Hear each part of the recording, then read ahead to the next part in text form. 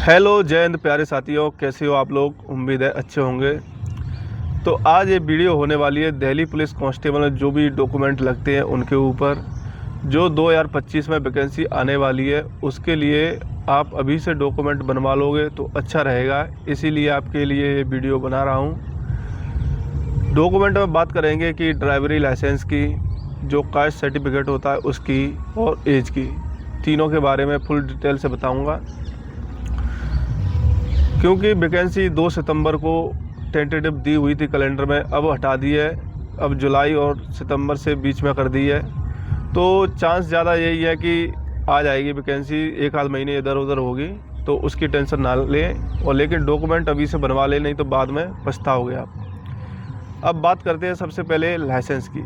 Licence के काफ़ी comment आ रहे थे कि भैया लाइसेंस के बारे में बताओ। तो लाइसेंस की अब बता दूं मैं आपको।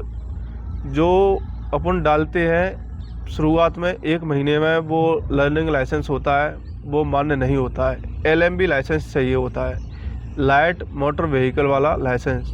चाहे लाइसेंस 2 व्हीलर का हो, चाहे 4 व्हीलर का हो, या बोथ हो, दोनों का हो। अब कईयों का कमेंट आता है कि हैवी का है, हम पे लाइसेंस चल जाएगा का भैया। तो हैवी का है तो हैवी भी चल जाएगा। कई भाइयों के कमेंट थे कि लाइसेंस पुराना कितना चाहिए।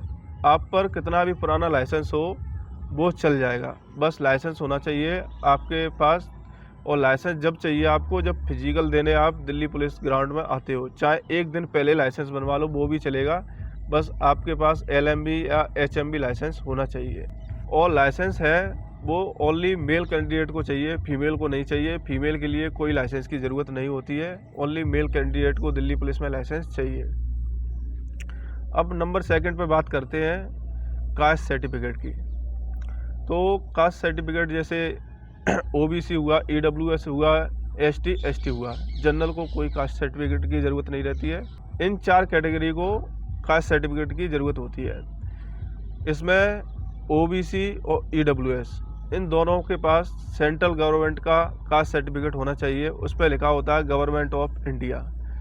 स्टेट वाला बनता है वो यहाँ पे नहीं चलता है, क्योंकि आपको बता दूं दिल्ली पुलिस जो वैकेंसी है वो सेंट्रल गवर्नमेंट की वैकेंसी है, तो इसमें सेंट्रल वाला कास्ट सर्टिफिकेट चाहिए।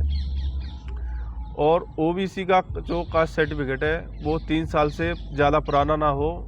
जैसे कि फॉर्म की डेट आती है उससे पहले बनवा लो उस कास्ट सर्टिफिकेट को, और फॉर्म डेट से पहले बनवा लो, लेकिन 3 साल से पुराना ना हो तो चल जाएगा OBC का। अब EWS का बता दूं। EWS का आप जैसे 1 अप्रैल से वित्तीय वर्ष होता है और उस हिसाब से चलता है, 1-1 साल का बनता है EWS का। तो EWS का आप 1 अप्रैल से बनवा लो बाद का, और फॉर्म डेट से पहले का हो जाएगा, तो ऐसा कर लेना। अब SC और ST है तो वो आप पे कौन सा भी हो वो चल जाता है। SC ST के लिए कोई दिक्कत की बात नहीं है। और दिल्ली वासियों के लिए बता दूं, दिल्ली में NCT ऑफ दिल्ली आते हैं वो, उन पे चाहे दिल्ली का हो चाहे सेंट्रल गवर्नमेंट का हो, कोई भी हो चल जाएगा। पॉइंट नंबर 3 पे बात करते हैं एज की।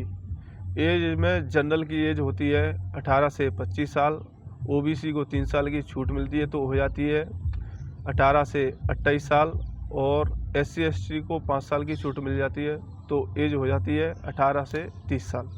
अब जो आपकी ये जो एज है वो काउंट होगी ना, तो जैसे जुलाई हो गई, अब तो जुलाई से जोड़ते हैं या फिर 1 जनवरी से जोड़ते हैं, तो आपकी एज काउंट है वो 1 जुलाई से होगी।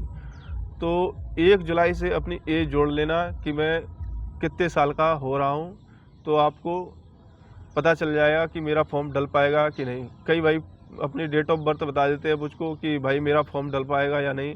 तो आपको एक सबसे आसान तरीका बता दूं एज कैलकुलेट करने का।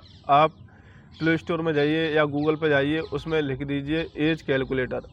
उसमें अपनी डेट ऑफ बर्थ डालना और 1 जुलाई 2025 डाल देना, तो आपको एज कैलकुलेट होके आ जाएगी कि मैं इतने साल का हो गया हूँ और मेरा फॉर्म डल पाएगा या नहीं। तो आज के जो 3 टॉपिक थे मैंने सारे कवर कर लिए। अब आपके लिए और भी कई सारी वीडियो बनाने वाला हूँ मैं, जो कि थोड़ा टाइम नहीं मिल पा रहा था मुझे। अब थोड़ा टाइम मिलने लगा तो आपके लिए रेगुलर वीडियो आती रहेंगी। और ये वीडियो आपको कैसी लगी कमेंट करके ज़रूर बताएं। धन्यवाद।